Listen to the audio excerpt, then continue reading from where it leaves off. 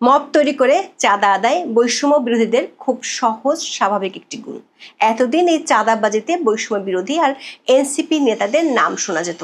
এবার যার নাম শোনা গেল তাতে ভিমরি খাওয়ার অবস্থা হয়েছে। অধ্যাপক ইউনূস 13 আগস্ট মালয়েশিয়া থেকে বাংলাদেশে ল্যান্ড করেই শুনলেন তারই এক সহকর্মী মব তৈরি করে চাঁদাবাজির মূল পরিকল্পনাকারী।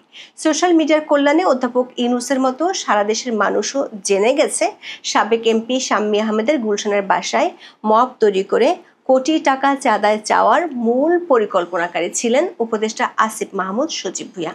এমন বিস্ফোরক অভিযোগ তুলেছেন ওই চাঁদাবাজি ঘটনার সরাসরি জড়িত শিক্ষার্থী Jane Alam Apu. King's party NCP সহযোগী সংগঠন বাংলাদেশ গণতান্ত্রিক ছাত্র সংসদের যুগ্ম আহ্বায়ক অপু গ্রেপ্তার হন 1 আগস্ট। তার আগে পুরো ঘটনার বিবরণ দিয়ে ভিডিও বার্তা দিয়েছিলেন, সেটি ভাইরাল হয়েছে সোশ্যাল মিডিয়ায়। দায়িত্ব নেওয়ার শুরু থেকে নানা বিতর্কে সপরিবারে জড়িয়ে পড়া আসিফ মাহমুদের বিরুদ্ধে এবার মব তৈরি করে চাঁদাবাজির অভিযোগও প্রকাশ্যে এলো। প্রশ্ন হলো, নিজের নিয়োগকর্তাকে কি এবার অধ্যাপক ইউনূস নিজেই ছাঁটাই করবেন? দেশে বিদেশে বহু কিছুর তদন্তকারী দুদক কি এখনো জেগে জেগে ঘুমাবে, নাকি এসব গোয়েন্দা সংস্থাগুলো কারসাজি বলে স্বভাবসুলভ ভঙ্গিতে হজম করে ফেলবে?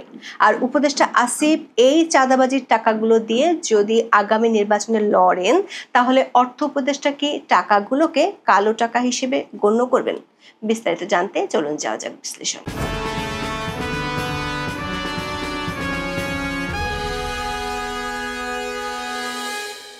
আওয়ামী লীগের বেশিরভাগ নেতা দেশ ছাড়া, কেউ কেউ ঘর ছাড়া। যারা আছেন তাদের চলতে হয় চাঁদা দিয়ে। জুলাইয়ের শেষ দিকে গুলশানে আওয়ামী লীগের সাবেক এমপি শাম্মীর বাসায় 50 লাখ টাকা চাঁদা আনতে গিয়ে হাতে নাতে ধরা পড়ে বৈষম্য বিরোধী নেতারা। গত 1 বছর ধরে বৈষম্য বিরোধী আর এনসিপি নেতাদের চাঁদাবাজির রাম রাজত্ব চলছে।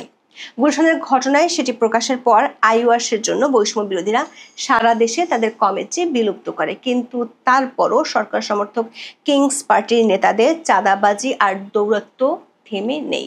13 আগস্ট রাতে সামাজিক মাধ্যমে ছড়িয়ে পড়া একটি ভিডিও থেকে বোঝা গেল এর আসল হেতু। কারণ এসব চাঁদাবাজির পেছনে আছে রাঘব বোয়াল, যারা একেবারে অধ্যাপক ইউনূসের নিয়োগকর্তা বলে পরিচিত। অভিযোগ উঠেছে খোদ উপদেষ্টা আসিফ মাহমুদ সজীব ভুঁইয়ার বিরুদ্ধে। এই অভিযোগ তুলেছেন খোদ কিংস পার্টির সহযোগী ছাত্র সংগঠনের এক নেতা, বাংলাদেশ গণতান্ত্রিক ছাত্র সংসদের সাবেক যুগ্ম আহ্বায়ক জানে আলম অপু। তিনি ভিডিও বার্তায় দাবি করেন আসিফের পরিকল্পনাতেই গুলশানের সাবেক এমপি শাম্মী আহমেদের বাসায় চাঁদাবাজি হয়েছিল। ঘটনাক্রমে এর সঙ্গে জড়িয়ে পড়েন অপু। শাম্মীর বাসায় যাওয়ার ঠিক আগে ভোররাতে গুলশানে ওয়েস্টিন হোটেলের পাশে বিনা প্রটোকলে গিয়েছিলেন আসিফ মাহমুদ। তিনি অপু সহ অন্যদের সব পরিকল্পনা বুঝিয়ে দিয়ে একটি মোটর সাইকেলে চড়ে ঘটনাস্থল ত্যাগ করেন। এই সময় একটি সিসিটিভি ফুটেজও প্রকাশ করেন অপু। সংরক্ষিত আসনে আওয়ামী লীগের সাবেক এমপি শাম্মী আহমেদের গুলশানের বাসায় 17 জুলাই সকালে হানা দেয় শিক্ষার্থীদের একটি মব। এর নেতৃত্বে ছিলেন বৈষম্য বিরোধী ছাত্র আন্দোলনের সম্মিলিত বেসরকারি বিশ্ববিদ্যালয় শাখার ভারপ্রাপ্ত আহ্বায়ক আব্দুর রাজ্জাক রিয়াদ।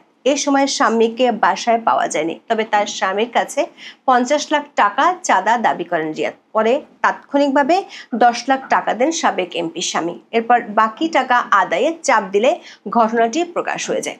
এরপর 26 জুলাই রিয়াদ সহ 5 জনকে গ্রেপ্তার করে পুলিশ। প্রায় 1 সপ্তাহ পর গোয়েন্দা পুলিশের হাতে গ্রেপ্তার হন মামলার অন্যতম আসামি অপু। তবে গ্রেপ্তারের আগে পুরো ঘটনার বিবরণ তুলে ধরে একটি ভিডিও তৈরি করেছিলেন অপু।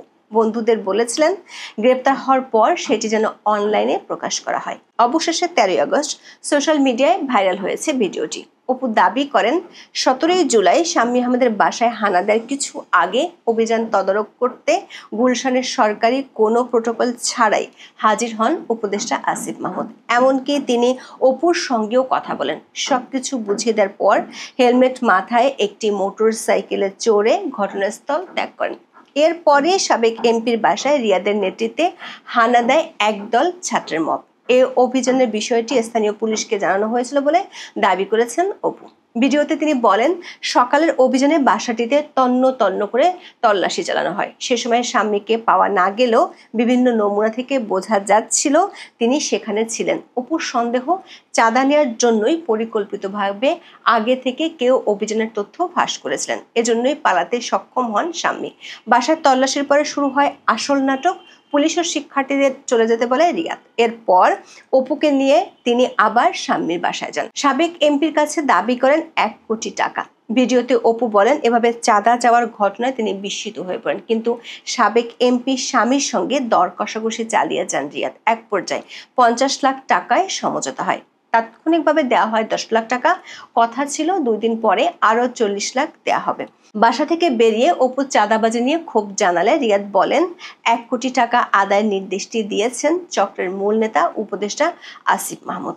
35 মিনিটের ভিডিওতে আসিফের আকস্মিক প্রতিপত্তি ও বিত্তবৈভবের বেশ কিছু উদাহরণ তুলে ধরেন অপু। এমনকি ঢাকায় আসিফের পাশাপাশি হান্নান মাসুদের মতো শীর্ষ এনসিপি নেতারাও মবের মাধ্যমে চাঁদাবাজিতে নেতৃত্ব দিচ্ছেন বলেও দাবি করেন তিনি। প্রতিটি ঘটনার প্রমাণ রয়েছে দাবি করে চ্যালেঞ্জ ছুড়ে দেন অপু। টাকা নেওয়ার সময় সিসিটিভি ফুটেজ সম্পর্কে বলেন, যে 2.5 মিনিটের ভিডিও ভাইরাল করে রাতারাতি ভিলেন বানানো হলো, তাদের কাছে চ্যালেঞ্জ, সৎ সাহস থাকলে আগের রাতের সিসিটিভি ফুটেজ প্রকাশ করেন, দেখি কে ফোন করছেন, কার ফোনে স্বামী ওই বাসা থেকে বের হয়েছেন, যে আইনশৃঙ্খলা বাহিনীর সঙ্গে অভিযানে গেলাম সেখানে আমাদের মধ্যে কি কথা হয়েছিল সেগুলো প্রকাশ করুন।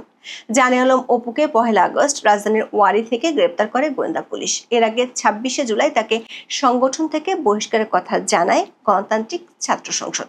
সে সময় ফেসবুকে এক পোস্টে অপু লেখেন, প্রথমত আমি গ্রেপ্তার হইনি, দ্বিতীয়ত আমি কোথাও চাঁদাবাজিও করি নাই, আজকের গুলশানের ঘটনায় আমি কোনোভাবেই জড়িত ছিলাম না। গুলশানের প্রকৃত ঘটনা সবার সামনে তুলে ধরার কথাও সে সময় জানিয়েছিলেন অপু। দর্শক, অপুর অভিযোগকে ফেলে দেওয়ার সুযোগ নেই। গত মার্চ থেকে প্রতি মাসে দেশের কোনো না কোনো জায়গায় এনসিপি থেকে পদত্যাগের খবর আসে। অভিযোগ দলীয় নেতাদের চাঁদাবাজি। আবার উপদেষ্টা আসিফ মাহমুদের বিরুদ্ধে এরই মধ্যে অভিযোগ আর কেলেঙ্কারি প্রমাণের পাহাড় জমেছে। প্রশ্ন হলো, একের পর এক গুরুতর অভিযোগ ওঠার পরেও কি করে বহাল তবিয়তে ক্ষমতার চেয়ারে আছেন উপদেষ্টা আসিফ মাহমুদ সজীব ভুঁইয়া। যুব ক্রীড়া উপদেষ্টা হিসেবে নিয়োগ পাওয়ার পর 2024 সালের 11 আগস্ট সচিবালয়ে প্রথম অফিস করেন আসিফ মাহমুদ। চেয়ারে বসে বড় গলায় তিনি সাংবাদিকদের বলেছিলেন, পুরো দেশের সিস্টেম বদলে দিতে চান, দুর্নীতিকে শেষ করে দিবেন। এরপর 16 আগস্ট শ্রম ও কর্মসংস্থান মন্ত্রণালয়ের উপদেষ্টারও দায়িত্ব পান আসিফ মাহমুদ। ওই মন্ত্রণালয় তার হাতে ছিল 10ই নভেম্বর পর্যন্ত। দায়িত্ব পুনর্বণ্টনের পর 10ই নভেম্বর তিনি হয়ে যান স্থানীয় সরকার, পল্লী উন্নয়ন ও সমবায় মন্ত্রণালয়ের উপদেষ্টা। একই সঙ্গে আছেন যুব ক্রীড়া উপদেষ্টার দায়িত্বেও। ছাত্র থেকে রাতারাতি সরকার উপদেষ্টা বনে যাওয়া আসিফ মাহমুদের প্রভাব ও দূরত্ব বাড়তে সময় লাগেনি। কেবল তিনি নন, পরিবারের সদস্যদের বিরুদ্ধেও নিয়মিত বিরতিতে আসছে গুরুতর অভিযোগ। তার বাবার দাপটে ত্রাসের রাজত্ব কায়েম হয়েছে কুমিল্লার মুরাদনগরে। ক্ষমতার চেয়ারে বসার প্রথম দিন দুর্নীতির সিস্টেম বদলে দেওয়ার ঘোষণা দেয়া আসিফের হেলিকপ্টারে চড়ে কম্বল বিতরণের বিলাস ব্যাপক সমালোচনার জন্ম দেয় 4 মাসের মধ্যে। গত বছরের 17 নভেম্বর প্রকল্প বাস্তবায়নের ক্ষেত্রে সব ধরনের দুর্নীতি ও স্বজনপ্রীতি বন্ধ করতে কর্মকর্তাদের নির্দেশ দেন স্থানীয় সরকার উপদেষ্টা। এর 5 মাস পরে খবর বের হয় কুমিল্লা এলজিইডির ঠিকাদারি লাইসেন্স নিয়েছেন আসিফের বাবা বিল্লাল হোসেন। বিষয়টি নিয়ে আলোচনা সমালোচনার মুখে বাতিল করা হয় সেই লাইসেন্স। অন্যদিকে আসিফের পিএস মোয়াজ্জেম হোসেনের বিরুদ্ধে দুর্নীতির মাধ্যমে প্রায় 400 কোটি টাকা আয়ের অভিযোগ ওঠে। মোয়াজ্জেমকে পরে অব্যাহতি দেওয়া হলেও তার বিরুদ্ধে তদন্ত চলছে দুদকে। তার বিদেশে যাওয়ার নিষেধাজ্ঞা এবং এনআইডি ব্যবহার বন্ধে নিষেধাজ্ঞাও দেওয়া হয়েছে। সম্প্রতি বাংলাভিশনের অনুসন্ধানে ক্ষমতার পট পরিবর্তনের 1.5 মাসের মধ্যে মুরাদনগরে আসিফের বাবার দৌরত্বের ভয়ঙ্কর একটি ঘটনা তুলে ধরা হয়। 2024 সালের 17 সেপ্টেম্বর স্থানীয় আকুবপুর ইয়াকুব আলী ভুঁইয়া পাবলিক উচ্চ বিদ্যালয়ের ভারপ্রাপ্ত প্রধান শিক্ষক শিখা রানীকে মবের মাধ্যমে অপসারণের নেতৃত্ব দেন আসিফের বাবা। শিখা রানীকে নির্যাতনের ঘটনা সে সময় ছড়িয়ে পড়েছিল সামাজিক যোগাযোগ মাধ্যমে। এরপর নিজেই প্রধান শিক্ষকের চেয়ার দখল করেন বিল্লাল হোসেন। দর্শক, গত বছরের 25শে ডিসেম্বর দিনাজপুরে এক সমাবেশে আসিফ মাহমুদ সবাইকে আল্লাহর ওয়াস্তে দুর্নীতি, চাঁদাবাজি ও দখলদারিত্ব থেকে দূরে থাকার আহ্বান জানিয়েছিলেন। প্রশ্ন হলো, গুলশানের ঘটনা ফাঁস হওয়ার পর আসিফকে কিভাবে সামলাবেন অধ্যাপক ইউনূস? অন্তর্বর্তী সরকার প্রধান উপদেষ্টা কি তার নিয়োগকর্তাদের দুর্নীতির হ্রাস টানতে মনোযোগী হবেন, নাকি ডক্টর মোহাম্মদ ইউনূসকে প্রধান উপদেষ্টা করার ক্ষেত্রে গুরুত্বপূর্ণ ভূমিকা রাখার প্রতিদান হিসেবে সুদে আসলে দিয়ে যাবেন? এখন এ পর্যন্ত। সবাই ভালো থাকুন, সুস্থ থাকুন, নিরাপদে থাকুন। দেখা হবে আগামী পর্বে।